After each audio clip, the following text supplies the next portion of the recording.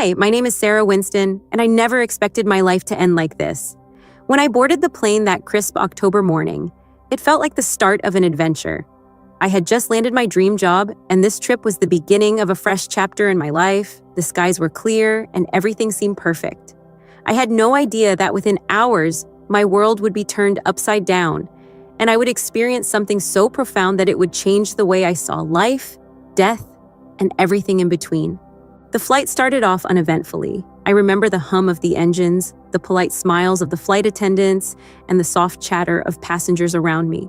I was sitting in seat 12A, a window seat I had specifically chosen because I loved looking out at the clouds. They always reminded me of how vast and mysterious the world is.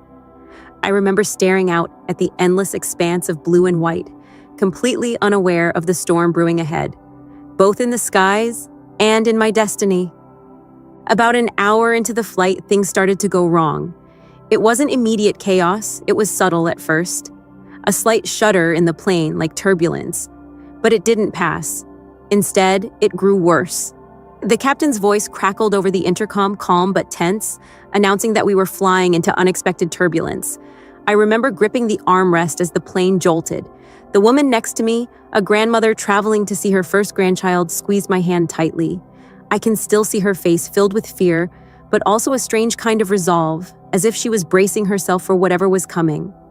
The next moments were a blur of panic. Oxygen masks dropped from the ceiling. People screamed, prayed, and cried. I remember fumbling with the mask, my hands trembling as I tried to secure it over my face. The plane was descending rapidly, and the air was filled with a deafening roar as the engines strained against some unseen force. Then there was a flash of light, a bolt of lightning that seemed to strike directly at the plane. It was as if the heavens themselves had split open, sending us hurtling toward the earth. The impact was violent. The last thing I remember was the sound of metal tearing, the screams of passengers around me, and the searing heat as the plane broke apart. Then, nothing. No pain, no sound, no awareness. Just a sudden, eerie silence. When I regained consciousness, or whatever semblance of consciousness I had, it wasn't in the wreckage. I was no longer in my body, and yet I was still me. It's hard to describe what I felt in those moments because words fall short. I wasn't afraid or in pain. Instead, I was enveloped in a sense of peace so profound that it felt like I had shed every burden, every worry, every ounce of fear I had ever carried. I found myself in a place that defies explanation. It wasn't heaven in the way people often describe it, no pearly gates or harps. It was a realm of light and energy, a space that felt infinite and yet intimate. The best way I can describe it is like being inside the most beautiful sunset you've ever seen, where the colors aren't just visible but alive, pulsing with meaning and emotion. I wasn't alone there. I felt a presence, no, many presences, all around me. Some were familiar, like the comforting essence of loved ones who had passed on, but there was one presence that stood out above the rest.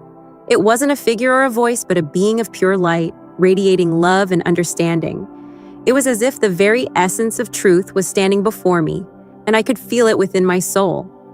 I don't know how long I was there. Time didn't exist in the way we understand it. Every moment felt like an eternity and an instant at the same time. The being of light communicated with me, not through words, but through a direct transmission of knowledge and understanding.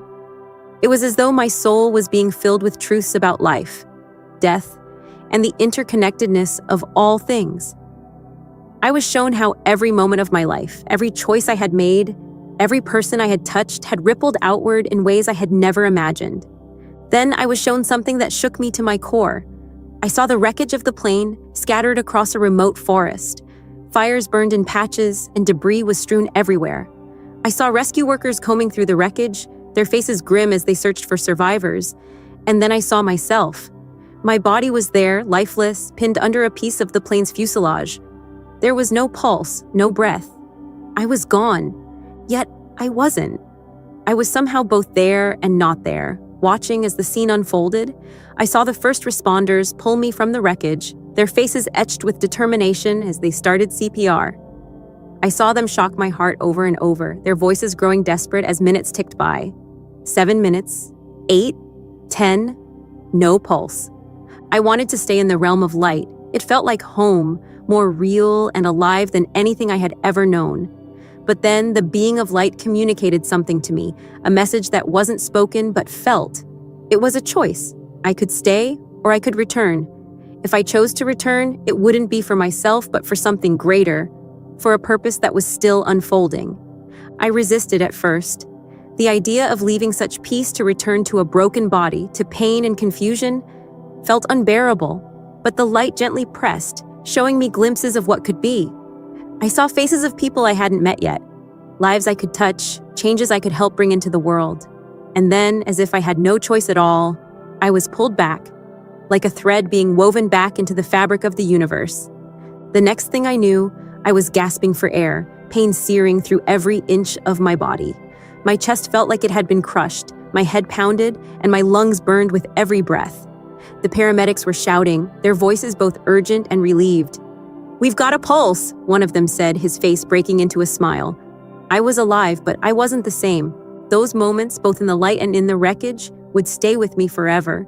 They marked the beginning of a journey that would challenge everything I thought I knew about life, death, and what it means to truly live. When I woke up in the hospital, the world felt strangely distant. My body ached in ways I couldn't describe. Broken ribs from the crash, bruises across my chest from the CPR, and the dull, relentless throb of a headache that refused to let up. But it wasn't the physical pain that shook me the most. It was the weight of what I'd seen and felt in the moments I was gone. The memory of that realm, the presence of the light, and the truths it imparted loomed large in my mind, as vivid and real as anything in this world. At first, I couldn't bring myself to talk about it. How could I explain to anyone what I had experienced? I was already being called a miracle, the sole survivor of a devastating plane crash. The nurses and doctors treated me with a mix of awe and pity. They whispered when they thought I couldn't hear, saying things like, "She shouldn't have made it," or "No pulse for over 10 minutes. It's unheard of." But I had made it, and deep down I knew it wasn't random. I had been sent back for a reason. The being of light that I encountered, while I didn't know its name, had communicated something profound to me. My survival wasn't an accident, nor was it just a miracle. It was a responsibility. I had been given a glimpse into something vast and incomprehensible, and now I had to make sense of it, to understand what it all meant. One of the first things I began to unpack was the nature of prayer. It wasn't something I had ever taken seriously before. I had prayed, sure, but mostly out of habit or desperation. A quick "help me" when things got tough, or a "thank you" when life turned out in my favor. But in that other realm, I had seen prayer as something far more profound. I remember being shown streams of light, vibrant, living threads of energy that connected people across time and space. These weren't just abstract ideas. They were the prayers of the living, actualized and alive. I could see them, feel them, and sense their unique frequencies. Some prayers were faint, almost like whispers, while others were dazzling and potent, radiating energy that seemed to ripple across the universe. What struck me the most was that every prayer mattered. Even the smallest, most tentative prayers, the kind uttered in fleeting moments of doubt, were woven into this intricate tapestry. They didn't just dissolve into the void. They became part of the fabric of existence, influencing outcomes in ways I couldn't have imagined. I was shown an example of a woman praying for her sick husband. Her prayer appeared as a soft blue light, tender and hesitant at first, but as she continued to pray, it grew brighter and stronger, intertwining with other strands of light. It connected with the prayers of their family, friends, even strangers who had heard about their situation and sent their hopes and thoughts. Together, these threads formed a brilliant beam that reached out into the world, manifesting in ways I could see. I watched as her husband's condition began to improve, not through a sudden, miraculous cure, but through a series of events that seemed divinely orchestrated. A doctor had a sudden insight, remembering a case from years ago that provided a crucial piece of the puzzle. A nurse, moved by an inexplicable sense of urgency, double-checked his medication and caught a potentially deadly error. Even the man's own body seemed to respond, his immune system rallying as if bolstered by the collective energy of the prayers surrounding him. But it wasn't just prayers for healing that I saw. Gratitude, love, hope, these two created waves of energy that shaped reality in profound ways.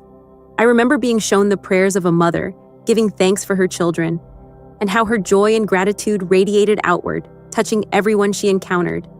Her light was golden, warm, and luminous, and it seemed to uplift the energy of the entire community around her. What truly amazed me, though, was the power of collective prayer. Gabriel, or the being of light, as I had come to think of him, showed me a gathering of people praying together for a common cause. Their combined prayers formed an immense network of light, their individual threads weaving together into a vast, pulsating web that seemed to transcend time and space. I watched as their prayers influenced not just individual lives, but entire systems, shifting circumstances, opening doors, and softening hearts in ways that led to real, tangible change. It was in this moment that I began to understand the deeper truth about prayer. It wasn't just about asking for help or expressing gratitude. It was a creative force, a way of participating in the ongoing creation of the world. When we pray, we're not just speaking to God or the universe. We're actively shaping the fabric of reality. And when we pray together, our energy amplifies, creating ripples that can move mountains, not always literally, but in the sense of shifting possibilities and outcomes. Gabriel explained this to me, though not in words. His communication was more like a direct download of understanding, as if he was placing the knowledge directly into my soul. He showed me how every thought, every word, every intention carries energy. And when that energy is directed with purpose, through prayer, meditation, or focused intention, it becomes a force of creation.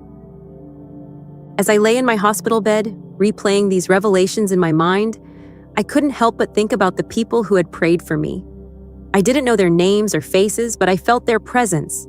Their prayers were part of what had brought me back, part of what had given me the strength to survive. And now, it was my turn to carry that light forward, to share what I had seen and learned. And the next challenge was reconciling this knowledge with the world around me. How could I explain to people what I had experienced? How could I convince them that prayer was more than a ritual or a last resort, that it was a profound act of creation, a way of aligning ourselves with the divine? I didn't have all the answers, but I knew one thing for certain. I couldn't keep this to myself. The light I had seen wasn't meant to stay hidden. It was meant to shine. And so, with every breath, I began to piece together my new purpose. It wasn't about finding the perfect words or convincing everyone to believe me. It was about living the truth I had seen, letting my life become a prayer in itself, a living testament to the power of light, love, and faith. When Gabriel turned to me, his light seemed to intensify, as if preparing me for the most profound revelation yet. The air, or what passed for air in that divine space, vibrated with a weighty stillness. I could sense that what was about to unfold would challenge everything I had ever believed. His voice, or rather the resonance of his presence in my consciousness, delivered the message with unwavering clarity. The mark of the beast, he began, is not what you think. It is not a physical brand, nor a symbol burned into flesh. It is a choice, a spiritual alignment that defines the trajectory of the soul. I felt my spirit tremble. The words were not entirely foreign. I had grown up hearing sermons and reading interpretations of apocalyptic scripture. But Gabriel was not speaking of some distant event. He was describing the present moment, a truth woven into the fabric of daily life. He explained that the so-called mark was rooted in decisions made from fear, greed, and division. It wasn't about technology or conspiracy theories, but about the choices we make every single day. He showed me glimpses of humanity, people trapped in cycles of selfishness, hatred, and despair. Each act of cruelty, dishonesty, or apathy left a stain, a shadow that pulled them further from the light. But it wasn't just individual actions. Gabriel revealed how these choices ripple outward, creating collective energy fields that influence entire communities, nations, and even the world. Fear, when left unchecked, becomes a force of its own, amplifying division and discord. Greed creates systems of exploitation, trapping countless souls in cycles of suffering. Division fractures relationships, tearing apart families, communities, and even the connection between humanity and the divine. I was struck by the subtlety of it all. There were no obvious villains, no horned demons orchestrating chaos. Instead, the greatest battles were fought in the quiet recesses of the human heart, in the small, seemingly inconsequential moments where choices are made. A man choosing to lie to protect his pride, a woman turning away from someone in need out of convenience, a society prioritizing profit over compassion. Each act, no matter how small, contributed to the growing shadow. But there is hope, Gabriel assured me, his light softening. The mark is not permanent. Redemption is always possible. Every soul has the power to realign with the light. He showed me the opposite path, choices made from love, generosity, and unity. These two created ripples, but their energy was transformative. A single act of kindness could unravel chains of despair. A heartfelt prayer could shift the course of a life. When people chose compassion over judgment, forgiveness over resentment, they strengthened the connection to the divine and illuminated the world around them. Then Gabriel turned to the larger, unseen battle. He revealed a realm where shadows and light clashed in constant struggle, a dimension that intersected with our own but remained hidden from physical eyes. It wasn't the fiery battleground I had imagined as a child, but a tapestry of shifting energies. Threads of darkness attempted to suffocate the light, weaving fear and chaos into the fabric of existence. I saw how these shadows fed on humanity's collective negativity, fear, anger, hatred, and how they grew stronger when people gave in to despair or division. But I also saw the resilience of the light, how even the smallest spark could push back against the darkness.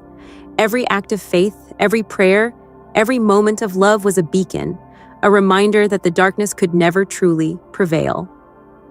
Humanity must awaken, Gabriel urged, his light pulsing with urgency. The battle is not fought with swords or weapons, but with choices, intentions, and faith. Each person holds the power to tip the scales. His words filled me with a renewed sense of purpose. I understood now that my survival wasn't just about my own journey. It was a call to action, a mission to share this truth with others.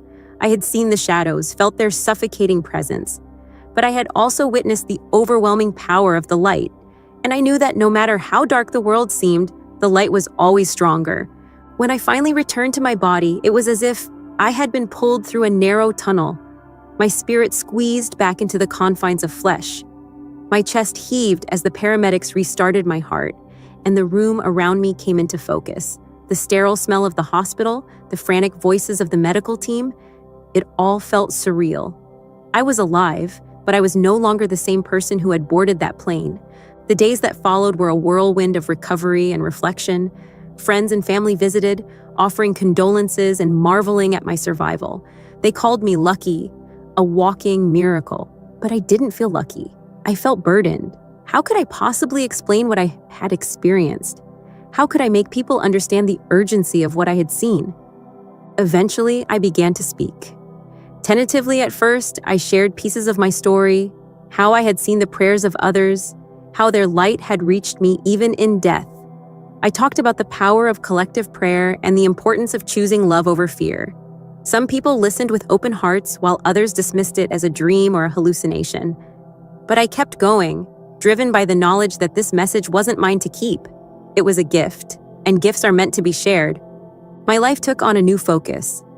I started to view every moment, every interaction, as an opportunity to spread light.